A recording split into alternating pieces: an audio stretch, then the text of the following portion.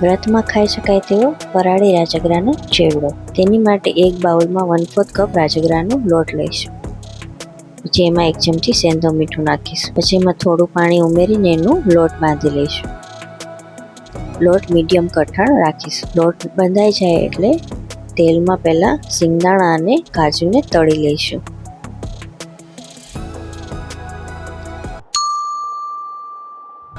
બંને તળાઈ જાય એટલે સેવપાળાના સંચામાં ઘી લગાવીને લોટને એમાં ભરી દઈશું. અહીંયા મેં મીડિયમ સેવની જાડી લીધી છે.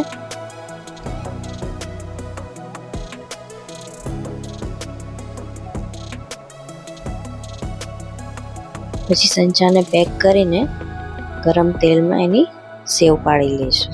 આ ફરાળી ચેવડો તમે લાંબા સમય સુધી રાખી શકો છો. થોડો કલર ચેન્જ થાય એટલે સેવને નીકાળી દઈશું.